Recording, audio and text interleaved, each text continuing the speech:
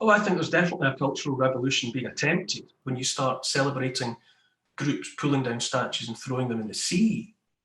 And then once you allow that process to start, who gets to say where it stops? Hello, this is Stephen Edginton for The Sun, and today I'm interviewing Neil Oliver. Neil Oliver is a broadcaster, author, and an archaeologist. He did the documentary Coast on the BBC a few years ago, and he's written lots of books about history. We're going to be talking all about lockdowns, Scottish independence, British history, the empire, and the cultural revolution going on in universities. Thank you so much, Neil, for joining us. It's a pleasure to be here. I'm always glad of the opportunity to talk to others in these lockdown times. Absolutely. Let's talk about lockdown. It's an absolutely fascinating occurrence in terms of our history. Your background is obviously in history. Can you talk about whether this is an unprecedented moment in British history? And can you sort of link that in with we like to talk about, or politicians like to talk about, the idea of English freedom, English liberty, British freedom, British liberty. Is this unprecedented as a nation in terms of removing our liberty and removing our freedom? Yes, I think the short answer to that is yes, it is unprecedented. Obviously, there have been other times, during the Second World War, where national security became of paramount importance, and so that the authorities were paying close attention to how information was being disseminated, what was being said, because morale had to be maintained, and there were certain things that the government wanted the media to talk about, and other things that they definitely didn't. The concept of the D notice, where the media were told, you won't be talking about this, you won't be reporting on this, you won't even be reporting on the fact that you're not reporting on this. So there have obviously been times in the past where the government has stepped in to tell people, when the air raids sound, you will go to a prescribed shelter, you will get indoors, you will not have lights on, during blackout, and all the rest of it. There have been restrictions placed on people, but the specific, this worldwide, and it is worldwide response to a virus, and the extent to which governments have helped themselves to whatever movements they've wished to make, is definitely unprecedented. And there's a crucial difference, I think, between, say, the Second World War or the First World War or other times of national emergency. I think because morale was of paramount importance, and there was a sense in which people felt that they were coming together to fight the foe, either directly, in the theatres of war, or as communities back home, by their stubbornness and by their inventiveness and their determination to persevere and to prevail. But there was a strong sense in which people came together as one. And I think another unprecedented aspect of the lockdown has been the way in which we've been isolated one from another. Physically, we're not allowed to meet. We're not allowed, obviously everything's shut, pubs, theatres, cinemas, football stadiums, all the places where people would gathering to protest, gathering to march, all of these things are restricted so that people are isolated one from another. And I think there's an unprecedented element to that.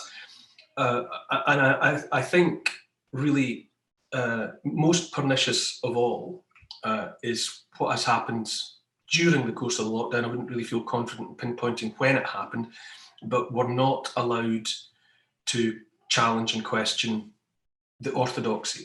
So there's a government line, there's a scientific line, and there are all manner of positions that it's becoming almost compulsory to take, because to dissent, to question, to criticise is to risk professional and personal ruin.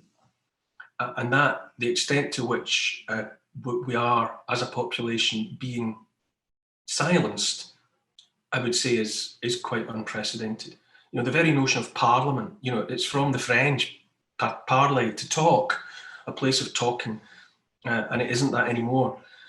It's just become even the politicians aren't able to, or aren't really voicing anything controversial. They're not really questioning. It's just become a one-way street, a flow of information, all being shaped, and to challenge it is to risk disaster.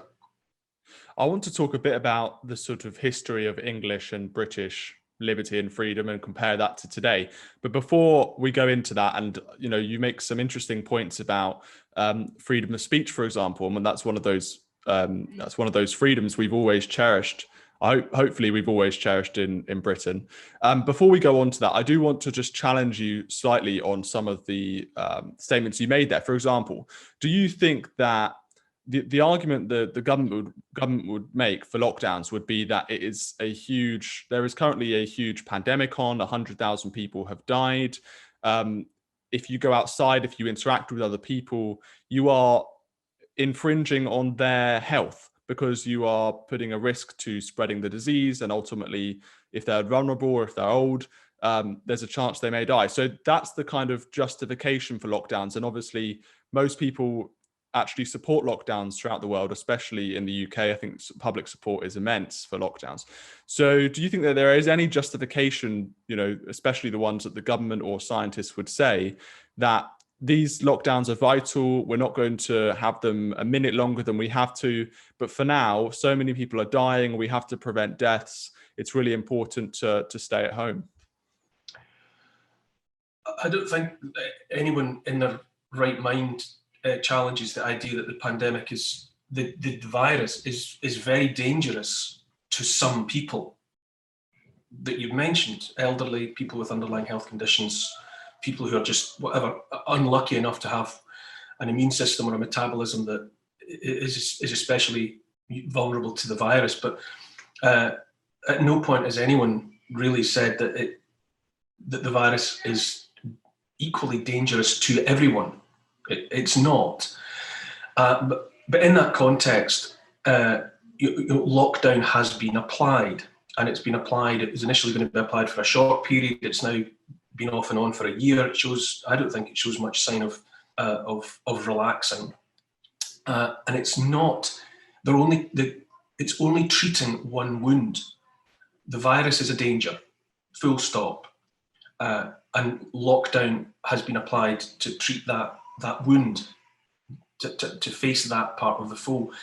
But locking down has also done, as yet unmeasured damage to economies, to public health, in terms of other conditions that aren't being diagnosed, aren't being treated. People are being discouraged from seeking treatment. The mental health is unquestionably being severely affected. Children's education is being severely affected. So there has to be a balance. There's no point in curing the virus or dealing with the virus if society and the population are irrevocably damaged as a result of the steps that are being taken to protect them from the virus. And there definitely has been all along, even from the World Health Organization, a school of thought that says that lockdowns are damaging. They're damaging for mental health, they're damaging in all sorts of ways. And yet that is not encouraging the government to look at other consequences of their actions. It's not enough. The analogy has been made repeatedly about, you don't burn down your house to get rid of a wasp's nest in the attic. It's not about saying that the virus isn't a danger. It is, but you have to weigh up whether the steps that are being taken to deal with it aren't actually causing more harm in the long run. And that conversation is being silenced. To ask the question, are we still doing the right thing, has become problematic. And you talk about freedom of speech. Now, the very notion of freedom of speech is being challenged, to the extent that in many cases it's being made to sound like a right-wing fetish, freedom of speech, that saying that we ought to have the freedom as individuals to ask questions and to give freely of our opinions on important matters, that's fringe and a bit cranky, even to want to do that. And discouraging people from speaking, I think, is desperately dangerous, because people don't stop thinking what they think just because you deny them the ability to say it out loud. We're training people what not to say, but that doesn't stop them thinking what they think. we may as well, for most people, you might as well have a laminated card giving you the appropriate approved answers to questions, so that in case someone in a public forum asks you a question, you may as well just look at the laminated card and parrot the approved answer, because by so doing, you will be safe. You'll be able to get your head down again and disappear back into the crowd. That is a pernicious atmosphere, I would say.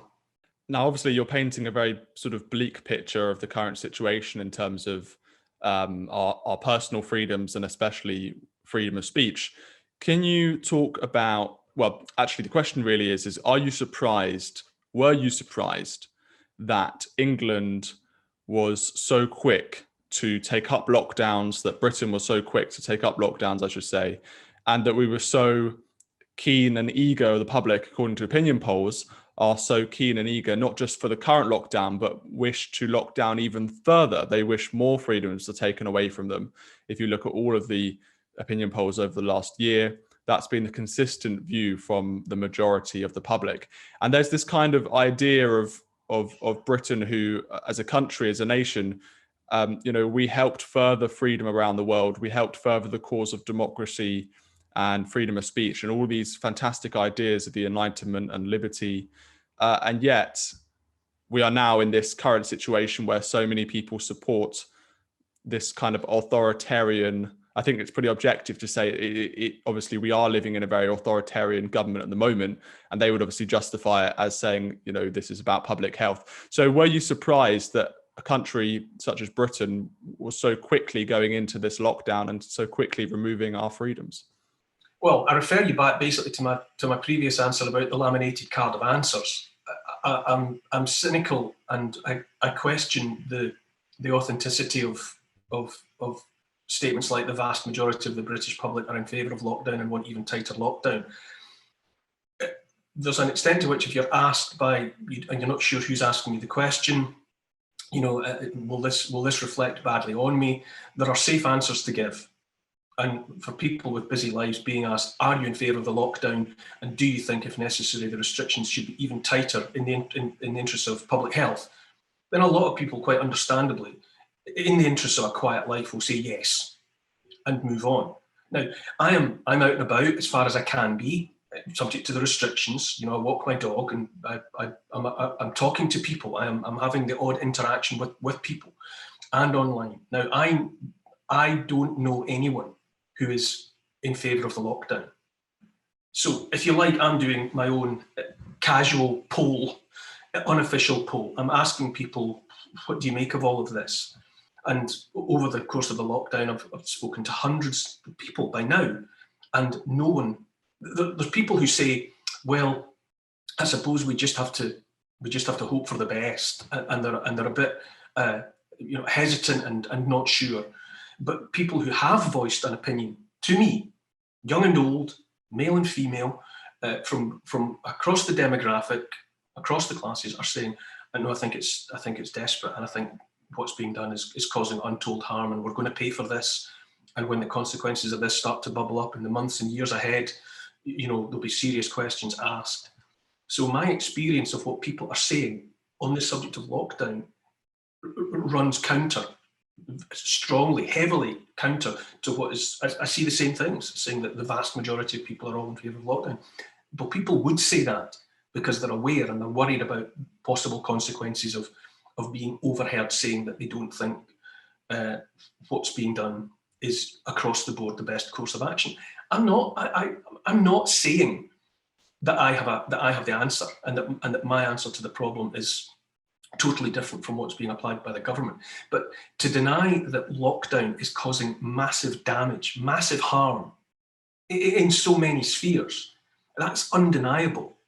But being discouraged from saying, hold on, is it still the right thing to continue with this, is a legitimate question to ask. It's not, I'm not going into the street with a fiery fork and, storming the castle and demanding overthrow. I'm just saying, initially the lockdown was for 3 weeks to flatten the curve and to prevent the NHS being overwhelmed by a sudden surge of cases. And everyone got that. That was a perfectly reasonable course of action, especially because no one knew at that point exactly what the virus was. But now it's a year later, and I think people are just keeping their heads down because they've seen what happens. They've absolutely seen what happens to people, eminent scientists, experts in the field, and politicians and other public figures who have dared to put their heads up and say, hold on, there are other consequences to be considered here.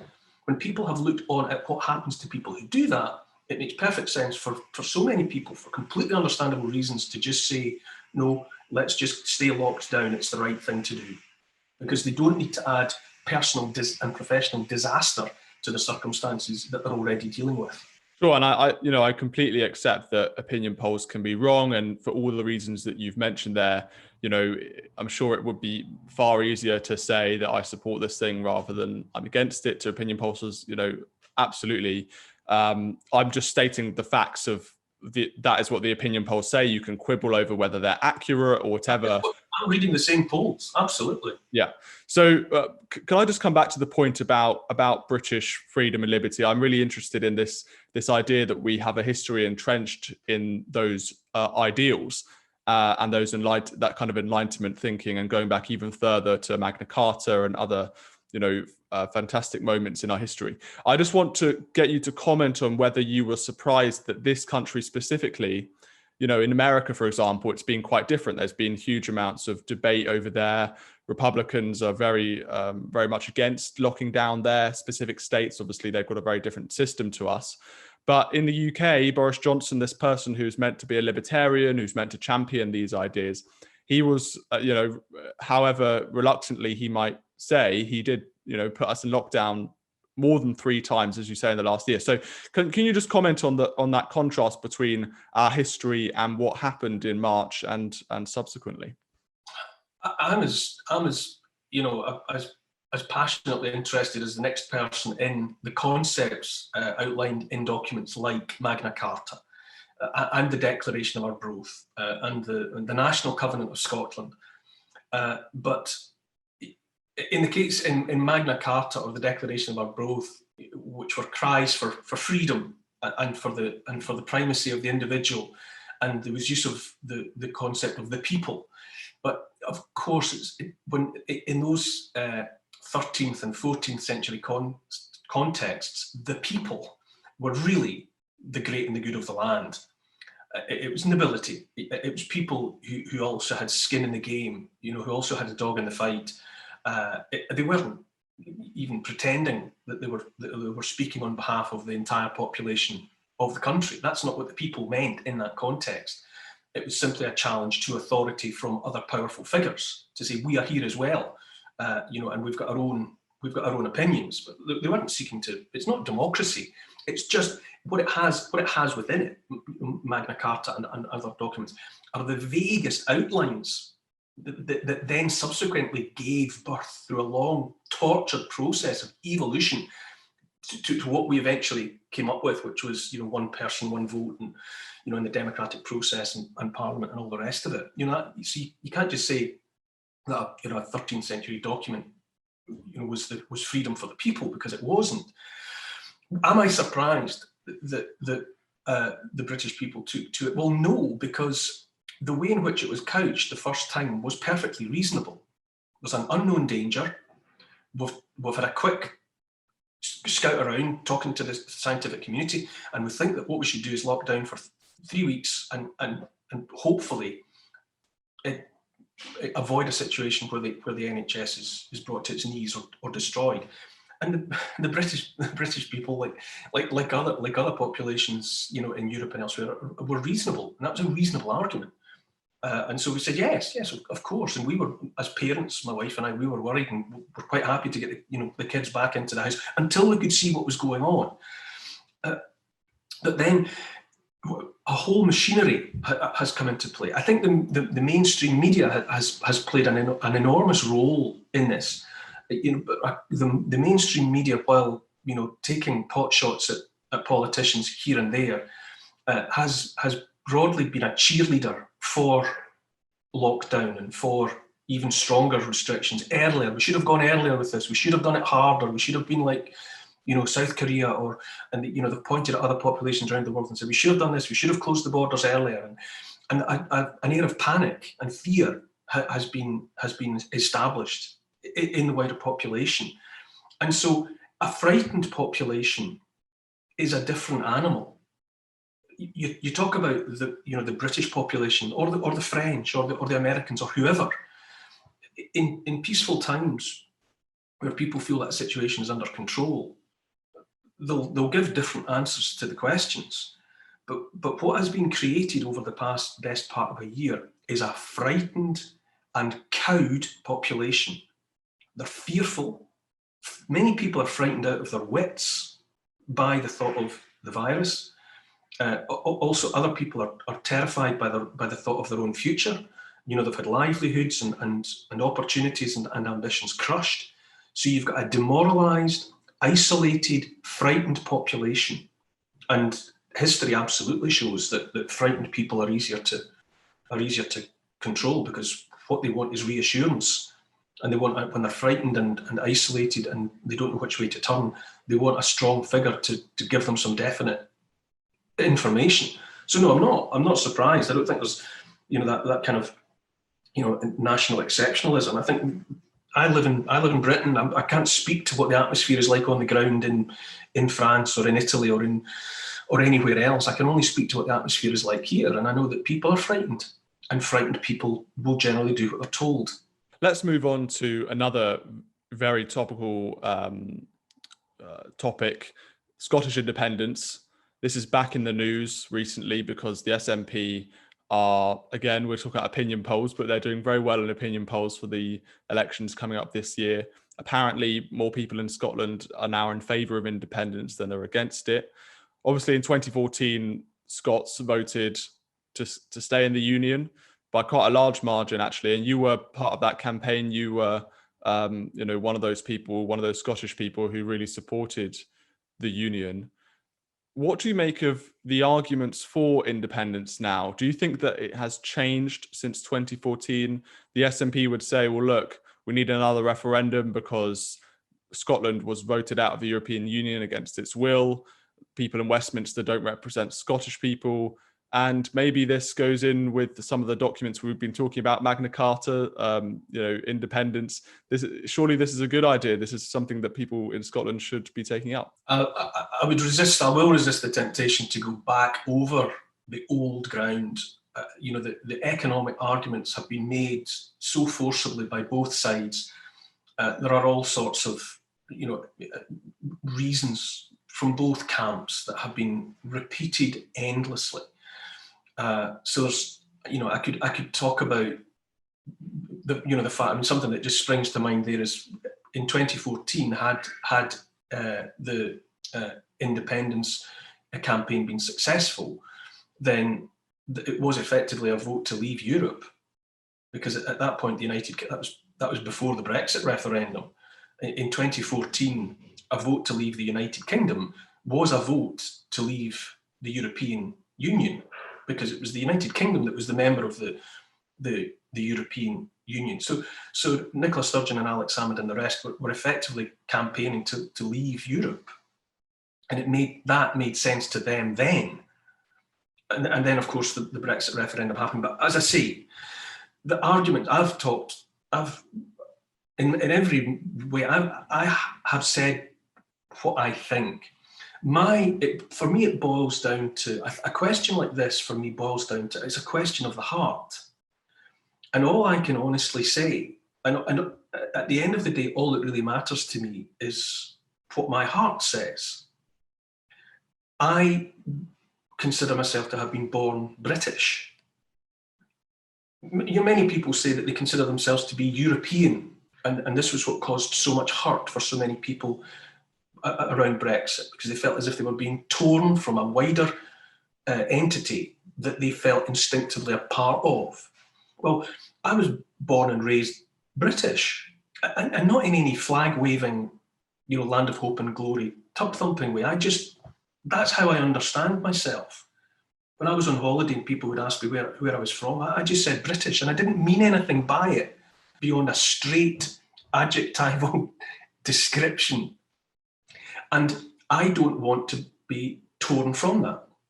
I feel myself to be part of the family of Britain, the family of the United Kingdom of England, Northern Ireland, Scotland and Wales. I feel a great sense of belonging. And I just don't want to be taken out of that. And I speak in this context only for me. And I understand that there are other people who make the other decision.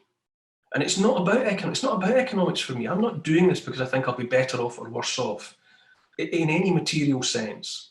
It's a sense of identity that I have. And other people have a strong sense that their identity is purely Scottish, and they want that to be the entirety of their identity. And I get that. And I do believe, flawed though it is, and I've become increasingly cynical about the democratic process in the last 5 years, for all sorts of reasons that we could go over and over and over.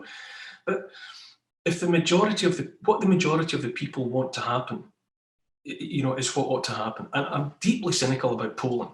How pollsters how's that still a credible occupation? I do not know, because they get everything wrong. All predictions about American elections and what's going to happen with the Brexit referendum, they are always wrong. And yet time and time again, we go back to it. The only decisions that matter are the decisions that are taken when people get the opportunity to go into a polling booth and put an anonymous mark on a piece of paper and fold it in half and put it in a metal box and have them counted in a straightforward manner. And if a decision like that comes about and the majority want to separate Scotland out of the United Kingdom, then so be it. I am simply on record as saying I am British, and I will always consider myself to be British. It's just about me. I'm not trying to strong arm anybody else into that position. All I've ever really done was say, I want to stay part of Britain. That's my honest, heartfelt opinion. Do you think that independence is now inevitable? There's lots of people in London, in Westminster, who have sort of given up on the fight. They feel the SNP are so dominant in Scottish politics that there is no way of stopping this referendum from happening. And if the referendum does happen, there is no way of stopping Scottish people or persuading Scottish people to change their minds and to go for the union. So therefore, independence is now inevitable, and we should just put down our arms and give up the fight. I don't believe in inevitable. That's the Kobayashi Maru scenario from Star Trek. I don't believe that you can predict in advance. I don't think you can predict the future. Pollsters and anybody else that tries to predict the future, they're wrong. There's too many moving parts. So do I think anything's, no, I don't think it's inevitable. Do I think it's possible? Yes, of course it is, because anything is possible.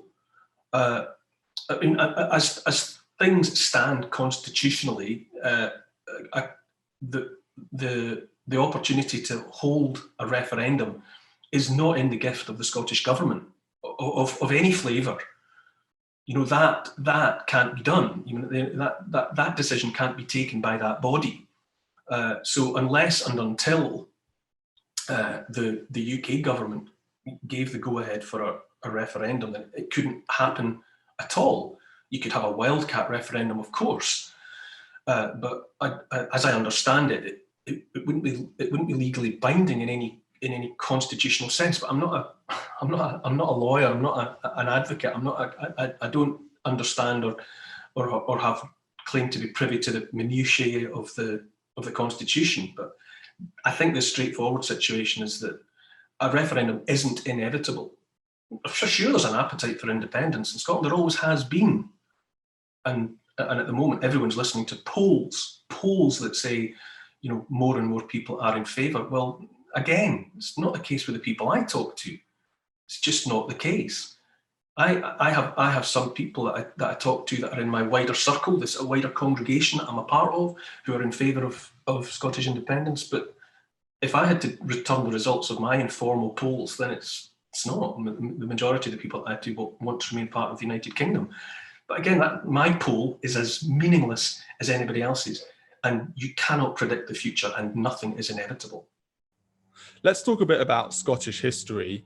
The SNP sometimes like to make this argument that Scotland was essentially colonialized, by the English against their will.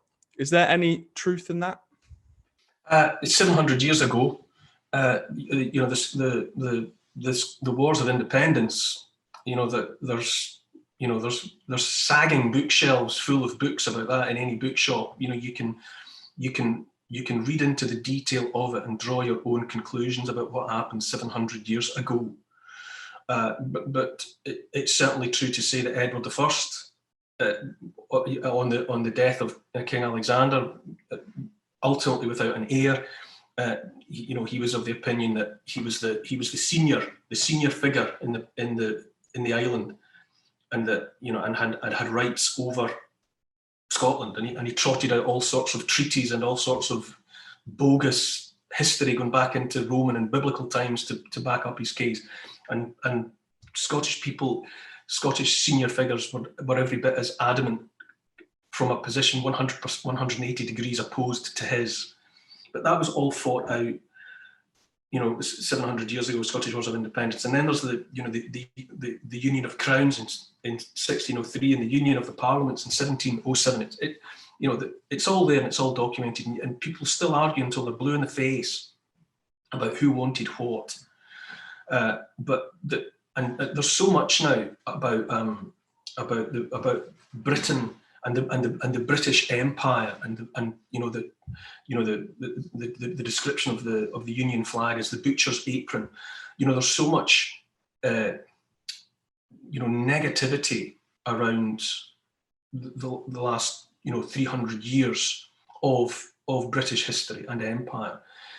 But for anyone Scottish to deny that Scots were enthusiastic participants in the empire project, anyone trying to make that argument is well, at the very least, being economical with the truth, if not just telling straightforward lies. Scotland was an enthusiastic partner in union, and many Scottish people did very well out of the empire project, and they were enthusiastic, high-level participants in the whole operation. But again, I feel my shoulders dropping with resignation, really, because you can make historical arguments and you can make economic arguments. You can make all sorts of arguments for and against the United Kingdom, Scottish independence, and I understand them all. But I think in the bright light of people's personal experience, they wither away to nothing. And something as profound as a sense of personal identity it comes from the heart, or it comes from somewhere. It's a personal sense that people have, and I don't think it's usefully swayed by economics or history. People feel in their gut that they want to belong to the United Kingdom, or they want Scotland to be a separate entity, and they feel that they already belong to that. Let's talk a bit more about that kind of emotions, the underlying emotions going on in Scotland at the moment. Now, I have to say, we're talking a lot about our own experiences, which is fine, and I think it gives you a good insight into sort of what some people are feeling on the ground in Scotland. And as a journalist in London, in Westminster, working in this political world, you can feel very kind of detached from issues so far away, and yet they're still so relevant. Now, I have to say, half my family are from Arbroath. When I was growing up as a kid, I would go there every year, all the time, to see them and to speak to them. And sometimes I did feel slightly, I don't know, maybe ostracized because of my accent, or maybe it was because of my political views, which I have to say are quite strongly different to most of my Scottish family. There's a kind of, sometimes people accuse the SNP of having a kind of underlying resentment against the English. Do you feel that there is that kind of resentment, or is that just something maybe kind of a bogeyman created in Westminster? Do you think there is this kind of resentment against, they call themselves the Scottish National Party, for example, they're nationalists at heart. So is there that kind of underlying resentment against English people in Scotland? There is for some people, without a doubt. People within the SNP and without, that there is a, but there's no there is no denying. I was going to say, but of course it would be denied. But there is an anti-Englishness within that is part of the DNA of Scottish nationalism. Now, that's not to say that all people who support the Scottish National Party hate the English. That's just factually incorrect. But there is an element within the SNP that hates England and the English. Obviously, the SNP, as savvy political operators, have moved away from being seen to be like that. But you can see there's now proxies. They talk about Westminster. Westminster is a proxy for, well, it's certainly a proxy for London, but it's also a proxy for England. And they also talk all the time about the London parties, basically by which they mean Conservative, Labour, Liberal, really anyone who isn't SNP. The Liberal, the London parties and Westminster have become proxies that they still feel comfortable about being dismissive of and being using as pejoratives. But it's like in the process of creating, of splitting oil, crude oil, and cracking it into its various components, gasoline and all the rest of the useful things that come out of it. And at the end of the process, you come out with the mother water, the mother liquor, which is this sludge, this toxic sludge that you really can't get anything with or can't do anything with, but you can't deny its existence. It's there. And when you distill down all the nuanced constituent elements of Scottish nationalism, ultimately at the bottom of it, within it, and undeniable, is an element of hatred of England and the English. I say again, that doesn't mean that every SNP supporter or every SNP politician hates England. That would be an insane thing to say, but some do. But that's not anything that's unique to the people of Scotland and England or the people of the United Kingdom. People are, whether they call themselves nationalists or not, it's in the makeup of many people to prefer the in-group, the group that you consider yourself to be a part of, and to be happier being surrounded by familiar faces and familiar accents and familiar voices and eating familiar food. That's part of the human condition. We are tribal. That's, we live in families, and beyond that there's the tribe, and many people feel comfortable looking out around them and seeing people who look and sound like themselves. That's just a decision in favour of the in-group against the out-group. There's nothing uniquely British or English or Scottish about that. That's part of the human animal. Now, earlier you mentioned the British Empire, another fantastic topical thing to talk about. There's a huge movement going on at the moment in many universities across the United Kingdom and around the world, in the Western world, to what they describe as decolonialize the syllabus, to remove, let's say, white male authors from people's reading lists, to tear down statues of controversial figures, to rewrite or sort of rework history in such a way as to shine a light on the atrocities, as they would see it, of the British Empire, and how disastrous and shameful, really, our history is, whether it's slavery or famines in India or whatever they might cite. Do you feel that there is a creeping revisionism going on within universities and beyond in our culture at the moment? Yes, 100%. What you just described is undoubtedly happening, and I am opposed to that. I think that you need to add and not subtract from history. It's absolutely legitimate and appropriate to broaden the picture out, to tell more stories, to describe more, to understand more. But I don't think the way to that involves erasing anything or taking anything down.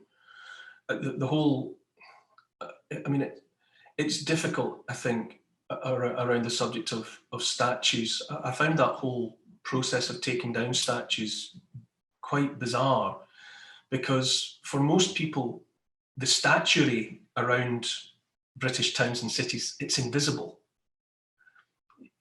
You know, George Square in Glasgow, you know, there's various figures up on plinths, and in any town and city, you know, there'll be worthies up on columns. 99% of people don't even see them for 99% of the time. So they were just invisible. They were of no more significance than lampposts or trees. And then suddenly a spotlight was turned on the fact that so many of them, Colston and Bristol and all the rest, were connected to uncomfortable parts of history, without a doubt. But I'm sure 99% of Bristolians wouldn't have known about Edward Colston. You'd walk past it the same way you walk past a park bench with a name on it. You don't stop and read it's just part of the furniture.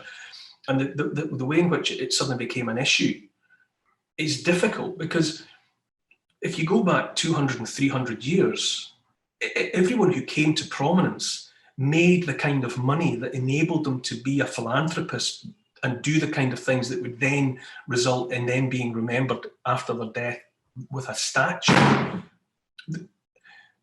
By definition, almost all of those people are connected to things that, with our 21st century perspective, look like the sort of things we wouldn't want to do and wouldn't want to be a part of. But erasing them doesn't make it go away. And I don't know where it stops when you start taking things down. I mean, there's already schools in America that are doing away with the name of Abraham Lincoln, you know, who fought the Civil War on the grounds of ending slavery. And, you know, Thomas Jefferson, you know, and other figures who were part of authoring the Constitution of the United States and the Declaration of Independence. I don't know where it stops when you let a process like that begin. In the American context, do you do away with Washington, D.C.? You know, it's named for Washington. You know, if you unpick his slave past, it's not good. And then you take away all the buildings that were the Capitol and the White House and the whole infrastructure of that place, because it's all an outgrowth from roots, from soil that we now find questionable. But the analogy, the pulling down of statues, and I mean, when the statue was pulled down in Bristol, and then there was the people that pulled it through the streets, hitting it with shoes, and then threw it in the water.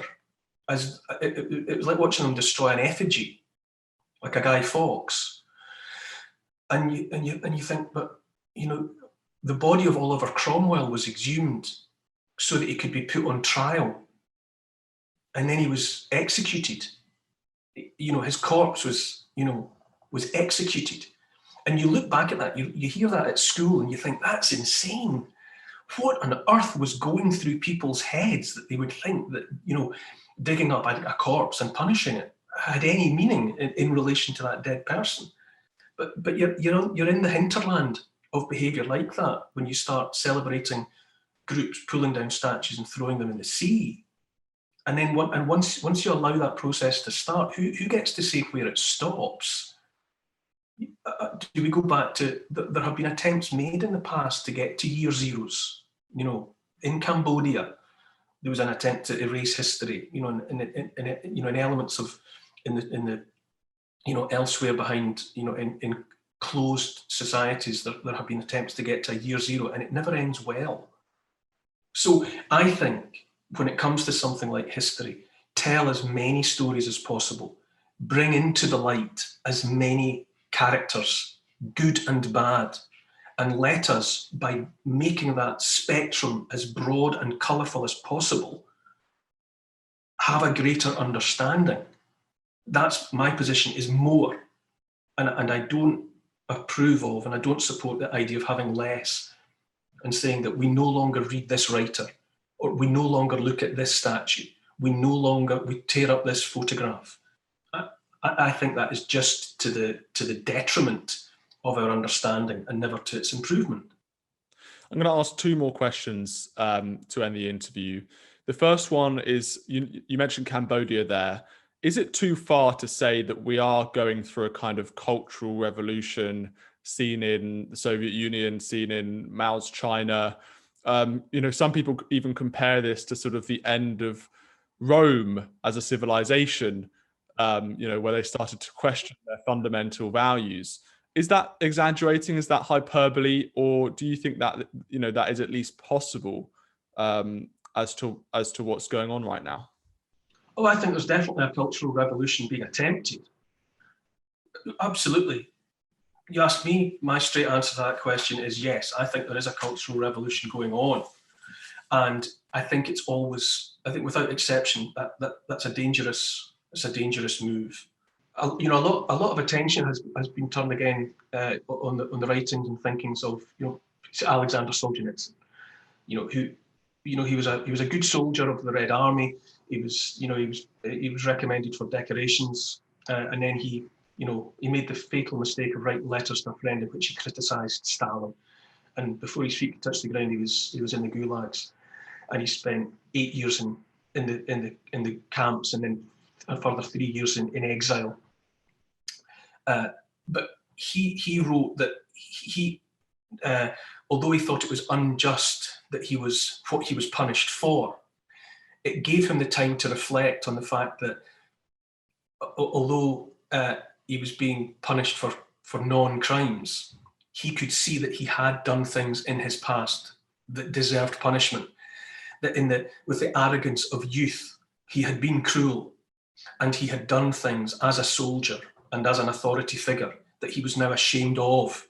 And so he was prepared to think, well, I was due punishment. I'm just being given my punishment for the wrong thing, but there are things for which I deserve to be punished. And by the end of his time in the camps and in exile, he had come to this realization that that process taught him to understand that he was good and bad, that he had been bad, but he had the potential to be good. And he had that line which is along the lines of, the line separating good and evil doesn't pass through between political parties or through states or between nations. It passes through every human heart. That the monster is us, potentially. Every single one of us has the potential to be the monster. And once you accept that, it makes you less inclined to be part of making the kind of decisions that lead to cultural revolution and the rewriting of history. It ought to make you see that you have to pause and look wider and not take steps from which there is no way back. Once certain things are done, there's no undoing them. And we should avoid those irrevocable steps, at all costs. What we need is it's simple stuff. A lot of the time, we need to accept that all of us are capable of good and bad, and that you look back at the French resistance and think, yes, I would have been one of the resistance. I'd have been running about in the forests with a Sten gun, or you hear the story of Schindler, and you think, or the Kindertransport, and you think, yes, I would have been one of those helping the Jews to escape Nazi Germany and get to safety. But the reality is that you wouldn't. You would have been a collaborator. You would have been turning a blind eye to your neighbour's doors getting kicked in. We know this. This is what history has taught us. And so we have to, each of us has to accept that we have the potential for good and bad. And that's why they, let him that is without sin cast the first stone. It's simple stuff. And the fundamental safety valve is talking. Parliament, in the original sense of the word, coming together to let as many people as possible speak with the confidence that their opinions will be listened to, and that they won't be cast into purgatory and outer darkness for having fallen short of some here today, gone tomorrow orthodoxy. So the solution to the virus, the solution to the pandemic, the solution to all of the problems that the world faces, global warming and everything else, is found by hearing from as many voices as possible.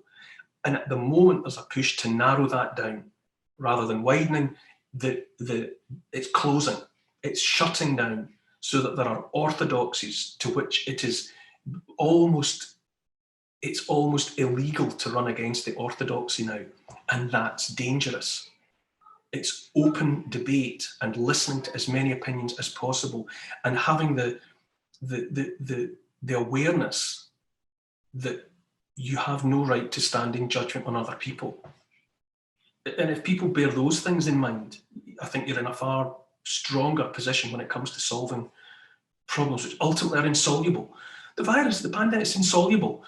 Global warming, these problems are so huge as to be almost beyond fixing. But the more voices we listen to, the better the chance we've got. You have 3 children.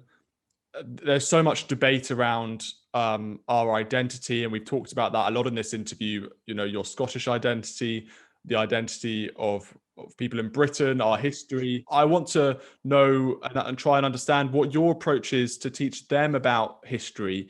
Do you try and, I mean, how do you do it? For example, there's huge questions over whether we should be ashamed of our past. You know, we've talked about colonialism and the British Empire.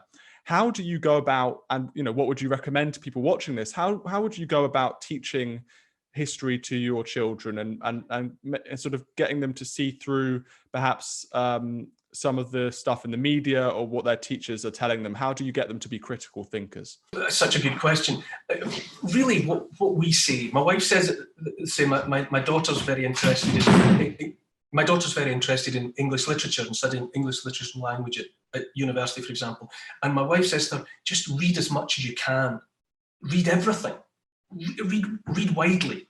You know, let your imagination take you to as many authors and to as many titles as you've got time to read.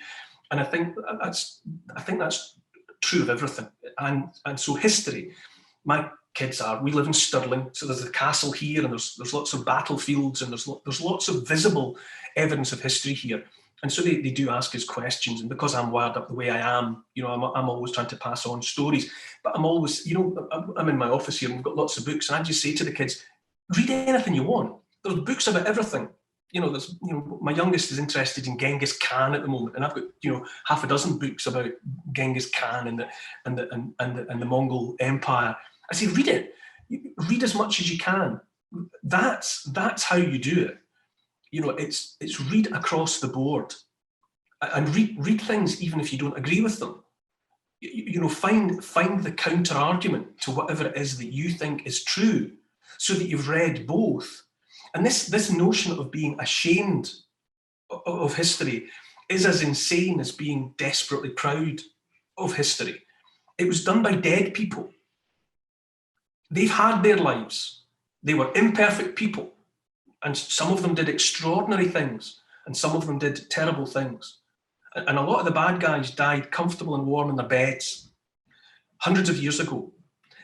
And to entertain a notion that you can sort of punish the past is as insane as thinking that the achievements of people hundreds of years ago, that you can lay claim to them. It's mad. What you achieve is what you achieve, and you're not. There's a verse in Deuteronomy about fathers shall not be put to death for the sins of the children, neither shall children be put to death for the sins of the fathers. Rather, every man shall be put to death for his own sins. Now, that's the point. So you don't execute the child because of what his father did. And neither do you take credit for things that were done by people with whom you happen to share a nationality. It's madness. And so we're not entitled to be proud of the past because it was done by dead people. Neither should we feel ashamed of the past because it was done by dead people. But whatever those dead people did, good and bad, we can learn from it. Pay attention to it. Learn the lessons of it. Read everything. That's how you teach history. Read everything. Thank you so much, Neil, for joining us. Thank you very much.